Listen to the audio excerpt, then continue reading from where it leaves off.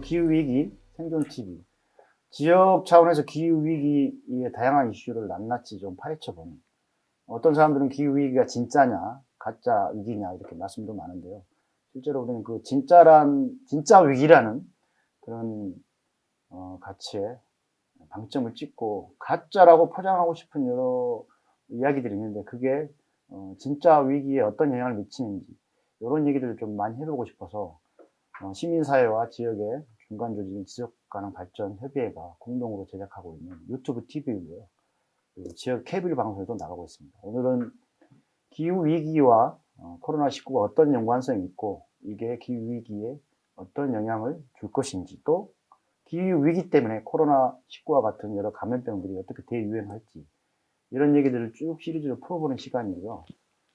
지난번하고 그 이전에 코로나19와 관련된 여러 전문적인 감염병과 그리고 우리나라 보건의료 체계의 어떤 현재 준비된 정도가 어느 정도이고 이후에 대유행이 다시 왔을 때 충분히 우리가 대비하고 있는 건지 이런 부분을 얘기했다면 이제 코로나19가 한번 지나갈 텐데요. 또 올 수도 있겠지만 우리는 한번 지나가면 이전 정상 상태로 그냥 돌아가면 되는 건지 아니면은 코로나 이후 사회에 많은 것들이 바뀌어야 되면은 어떻게 준비해야 되는 건지 그 얘기를 본격적으로 해보려고 오늘 기회를 잡았습니다. 그리고 아마 한 번의 기회로 안 될 거기 때문에 코로나 이후 사회에 대한 지역적 논의들을 다양하게 해서 계속 시리즈로 이 얘기마당을 만들어 갔으면 좋겠고요. 오늘이 아마 그 시작일 것 같습니다.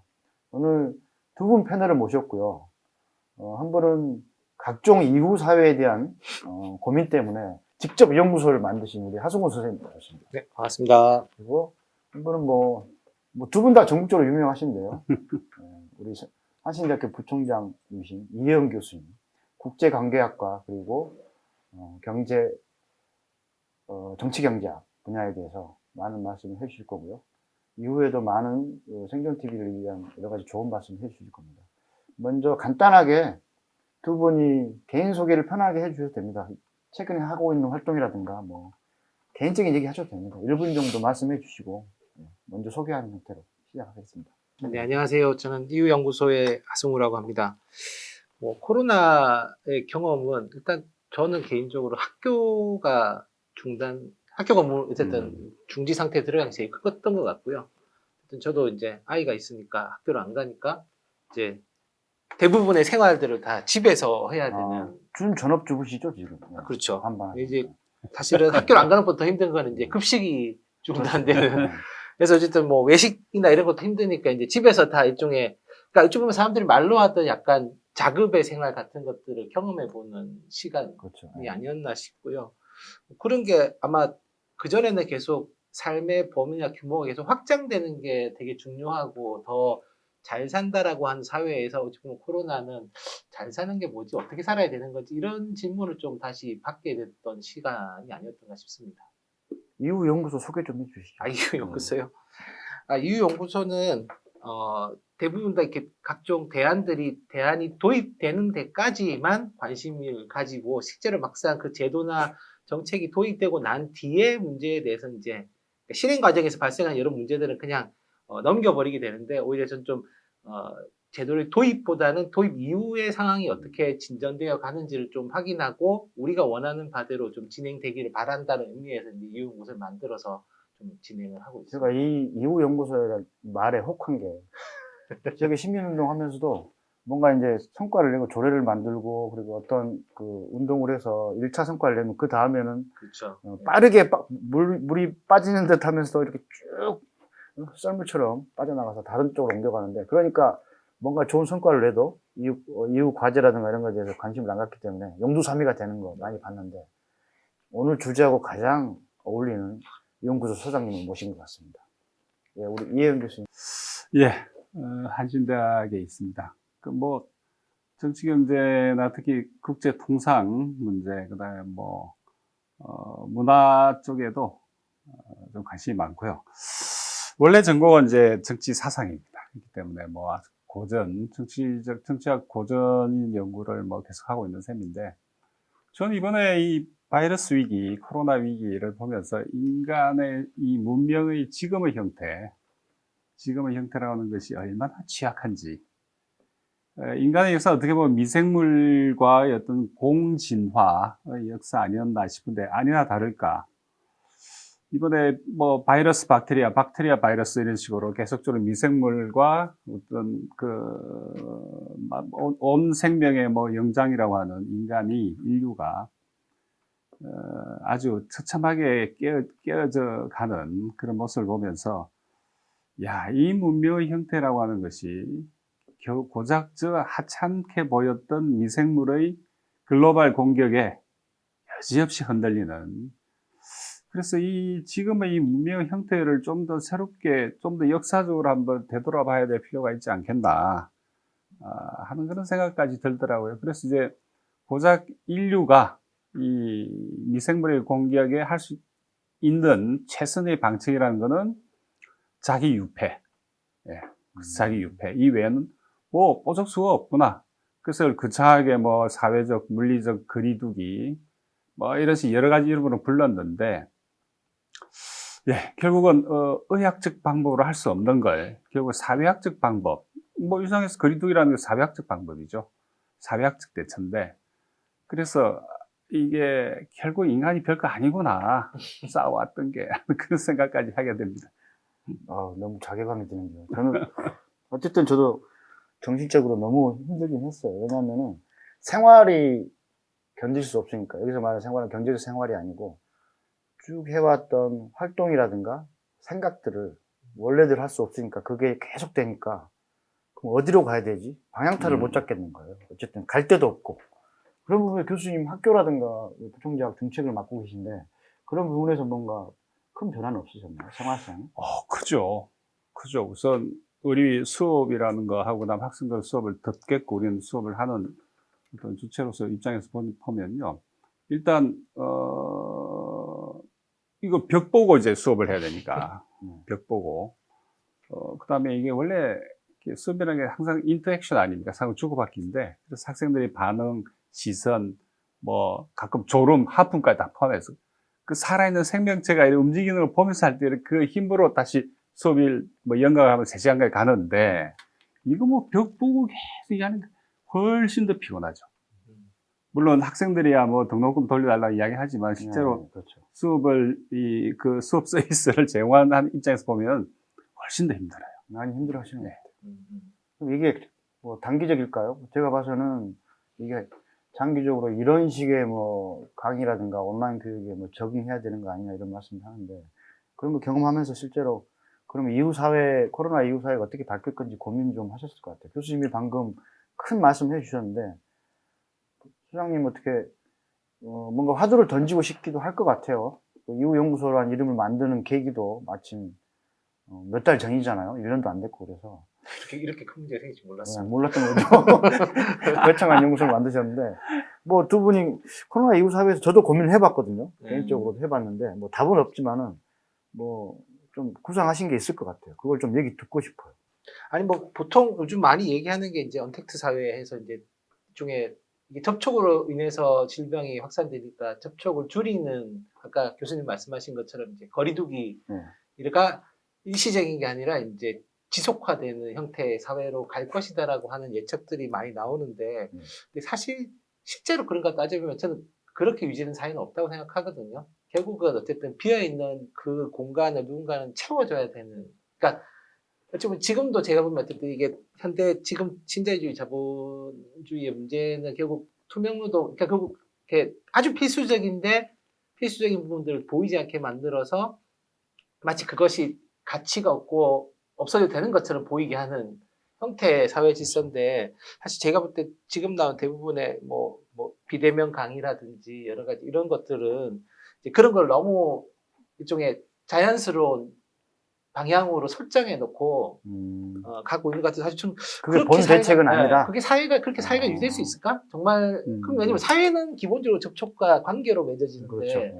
그거를 배제해 버린다면 사실은 그게 무슨 사회지? 이런 생각이 만약에 그렇게 거리를 두면 다른 이게 말씀하신 것처럼 그 빈 공간을 사람이 채울지 아니면 뭘로 채울지 저도 궁금한 건데 그거를 뭐 기계라고 얘기하죠. 제가 볼 때는 기계가 충족시킬 수 가령 상당수의 많은 지금의 노동의 영역들이 돌봄 노동인데 돌봄 노동을 기계화시킬 수 있을까? 저는 사실은 아까 교수님도 보면 강의 때 보면 이게 그냥 단순하게 지식을 전달하는 그냥 유튜브에서 동영상 보면서 교육이 되는 게 아니라 상호관계 속에서 그렇죠. 되는 건데 네, 그렇죠. 이게 기계화 시킨다고 해서 그게 애초에 다 했던 그 목적을 달성할 수 있을까를 보면 저는 좀 달라. 물론 이제 뭐 피교육자도 바뀌니까 교육자도 바뀌고 하니까 달라질 수 있겠지만 그렇게 사회가 진전될 수 있을까에 대한 좀 궁금. 그리고 의문들이 그렇게 한다고 있죠. 해서 감염병이 자주 유행하는 환경이 없어지는 것도 아니잖아요. 그렇죠? 저도 좀 어떻게 그 맥락에 비슷한 말씀을 드리고 싶은 게, 이게 코로나 국면이 어느 정도 우리가 이게 진정세로 접어들면서 좀 우리 사회에 많은 담론들이 뭐 장밋빛 신세계가 열리는 것처럼 이야기하는 저는 전혀 그렇게 생각하지는 않고요.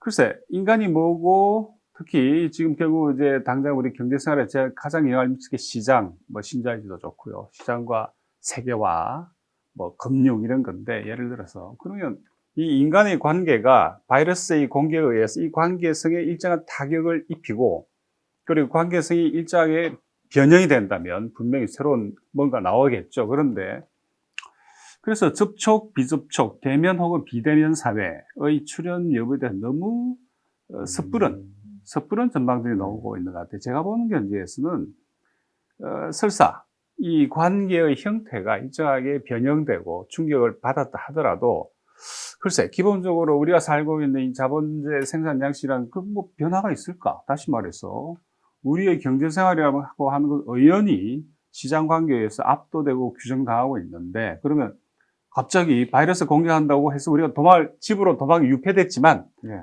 시장 바깥으로 나간 건 아니죠. 그렇죠. 여전히 시장 관계의 지배를 받고 있는 거거든요.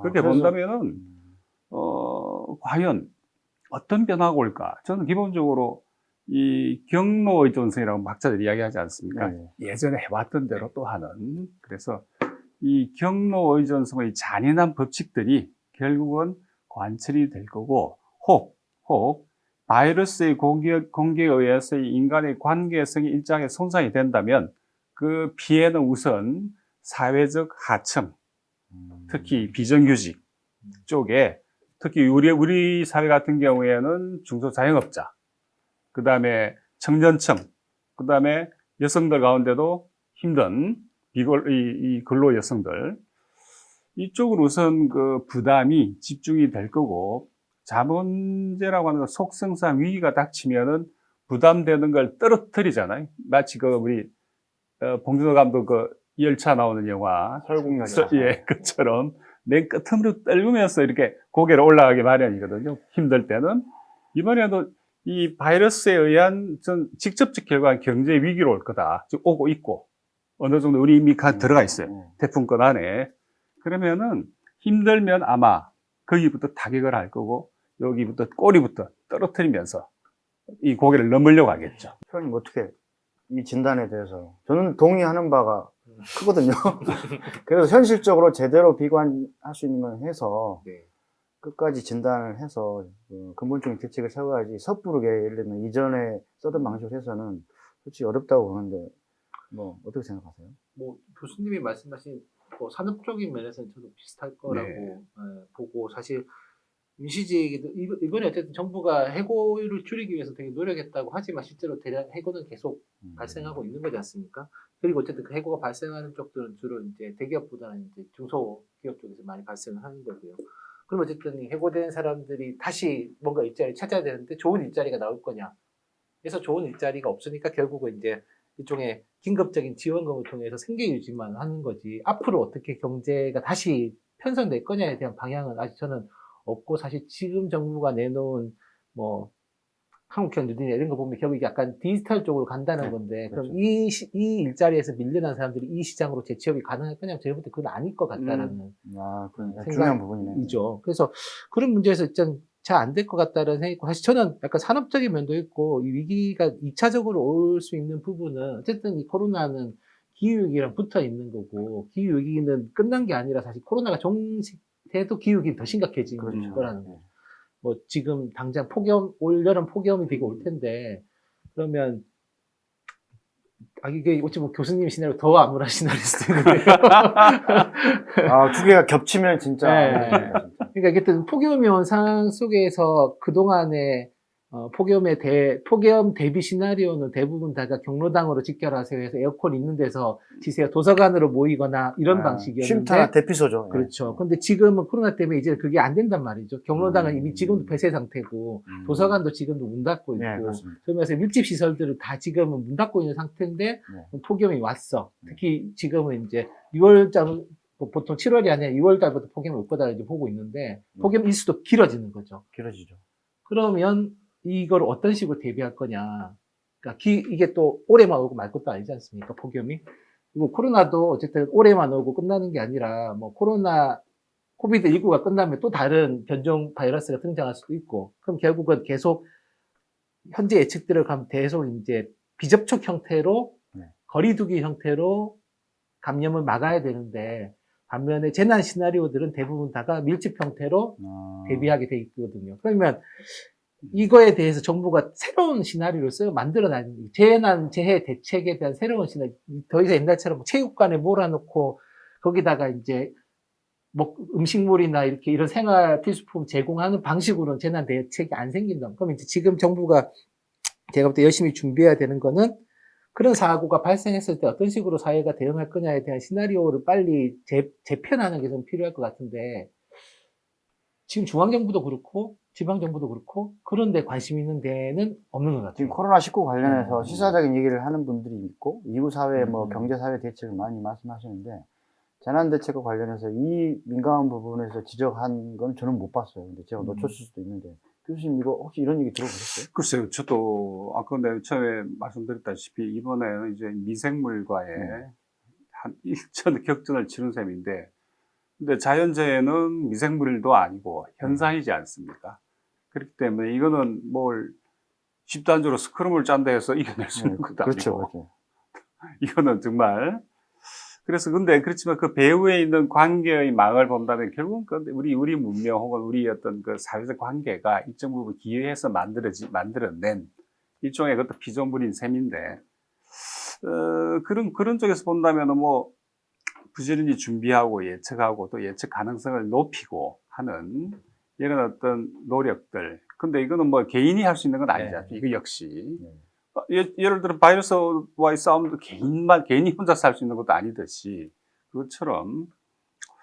그래서 이게 어떤 이 사회적 합의 하에서의 새로운 사회적 합의, 어떤 새로운 사회적 협약 하에서의 재난 대책 이런 것들이 이건 정부가 주도할 수밖에 없다 봅니다. 특히나 이번에 바이러스 국면에서 놀라운 것 중에 하나 어떤 국가의 기관이라고 하는 이야기하는 국가의 역할이 비약적으로 지금 재조명되고 있고 또 재확인되었죠. 재확인되었고 이번에 아까 말씀드린 것처럼 여러 가지 형태로 어떤 재난 보조, 재난 기금, 기본 소대라 부르든 아니든 관계없이 그런 형태의 국가 주도형이거든요. 그러니까 국가 주도형 어떤 재난 대책.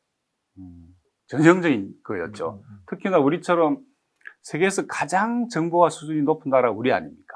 대한민국. 동시에 세계에서 학력이 제일 높은 나라도 한국이에요. 어떻게 보면 근데 위험성도 리스크도 동시에 안고 있어요. 뭐냐면 어떻게 보면 그 과정에서 보면 확진자하고 나머지들로 사회가 3분되지 않았습니까? 그런데 확진자에 대한 이 디지털 추적 시스템의 위력이 정말 막강하구나. 이번에 이태원 보고 또 충격을 받았습니다. 그러니까 유럽 같은 나라는 이건 엄격히 이거는 말이 안 되는 이야기거든요. 확진자에 대한 다 추적해가지고 이 사람이 어디 갔는지를 역학조사까지 그대로 밝혀내잖아요. 누구를 만났는지까지. 이번에 이태원 추적하는 거 보십시오. 금방 몇만 명, 몇천 명 다 문자 보내고 있잖아요, 벌써. 누가 거기 있었는지. 이거를 이번에 권력의 선의에 의해서 좋은 성과를 냈지만 이거는 아차 하는 순간 그 이면에 동전의 뒷면처럼 우리가 이만큼 위험하구나. 디지털 사회라고 하는 게 초연결, 초접속 사회라는 게 얼마나 위험하냐.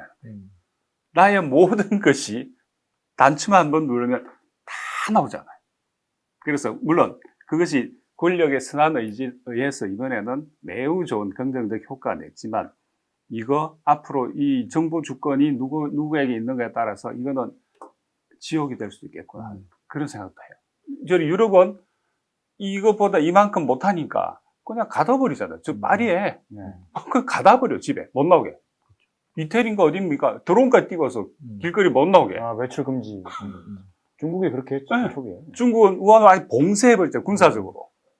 그거는 블로케이드 방식이 있고, 우리처럼 봉쇄는 아니지만 디지털 추적, 망을 통해서 확진자들이, 물론 뭐 공익을 위해서는 그럴 수밖에 없었지만, 어디서 뭘 하는지, 누구랑 뭘 먹었는지, 이게 다 나오잖아요. 그 방법을 통해서 효과적으로 바이러스와의 어떤 이 투쟁을 비교적 수월케 넘어간 그런 케이스인 것 같아요.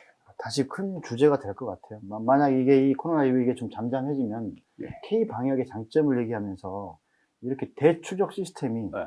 정말 장점만 있을까 이게 큰 화두가 될 것 같아요. 그렇죠. 일종의 1984의 새로운 버전이죠. 그동안 시민 인권 분야에서 가장 비판했던 게 이번에. 네. 근데 이게 뭐 장점으로 작용을 하고 있는데. 그 법적으로 다 풀었잖아요. 다 풀어 지금. 원격 진료까지 지금 풀어라는 거 아니에요. 괜찮으니까 정부를 믿고 원격 진료 좋은 거다. 이게 나오잖아요, 지금. 그런데도 이게 우리가 좀 취해 있는 거예요. 그러다 보니까 반대도 못하고. 근데 비상시가 되면은 그런 방법을 쓴다고 그러는데 그걸 누가 통제합니까? 그러니까. 민주 시민이 통제할 수 있는 게 빅브라더가 누구냐는 거예요. 그 시민이 통제할 수 있는가? 그 정도의 기술적인 자원을 갖고 있지 못하거든요. 평소에 그런 정책을 결정하는데 통제하더라도 비상이 딱 닥치면 소수가 판단해서 실행해버리기 때문에 그 소수가 어디에서 누가 할지 누가 다 합니까? 추적해라 이렇게 결정할 수 있는 거죠. 그것도 진짜 하나의 큰 화두인 것 같아요. 어떻게 보면 시민 주권에 대한 기회이면서도 동시에 어마어마한 위기죠. 충격이고. 하여튼 코로나 이후 사회가 던져주는 화두는 너무 많은 것 같아요. 그게 일종의 민주주의 위기가 될 수도 있겠네요. 그러니까 네. 예를 들어 착한 정권이라고 우리 믿고 있기 때문에 그러는데 네. 오늘 갑자기 얼굴 표면했어. 그러면 그때는 어떻게 합니까? AI가 민주주의까지 그러니까 정보 사회가 민주주의까지 대신한다 그런가요? 아니요, 제가 최근에 보면 그런 느낌도, 고면도 있고요. 또 한편에서 어쨌든 민주주의라고 하는 게, 그러니까 기존의 대의민주주의가 작동 안 되면 한국 사회는 보통 이제 이게 일종의 직접 민주주의, 그러니까 일종의 뭐 시위나 이런 쪽으로 표출됐는데, 네, 그렇죠. 코로나 이후에 또 새로운 상황은 대중집회가 어려운 거예요. 그렇죠. 지금 어렵죠. 목소리를 내지 못하는 사람들이 그나마 사회적으로 자기 목소리를 행사할 수 있었던 게 일종의 다수가 모여 군집해서 목소리의 영향력을 극대화시키는 방법인데, 어쨌든 이 또 코로나 상황이라고 하는 걸 이제는 군집 자체도 잘 못하게, 그러니까 사실 뭐 지역의 참여 예산제 이런 것도 보면 요즘 지역에서 각종 하는 모든 이 총회나 이런 게 다 중단됐지 않습니까? 네. 서울시도 보니까 참여예산위원회 자체가 안 굴러가고 있고, 그럼 결국은 그동안 어렵게 만들어놨던 약간 아까 교수님 우려하셨던 것처럼 이제 이쪽 권력이 강해지면, 정보가 독점되면 이걸 통제할 수 있는 장치들이 작동해야 되는데, 지금 그나마 만들어 놓은 장치들도 작동이 안 되고 있는 거죠. 시민사회 운동도 약해지고 네. 시민사회 권력도 약해지고 그렇죠. 지방정부도 사실은 시민사회 운동은 감시할 지금 다 때가 취해 있는 있잖아요, 지금. 다 멈춰 있습니다. 거의 술이 안 깬 상태예요. 네, 거의 맞습니다. 수준이.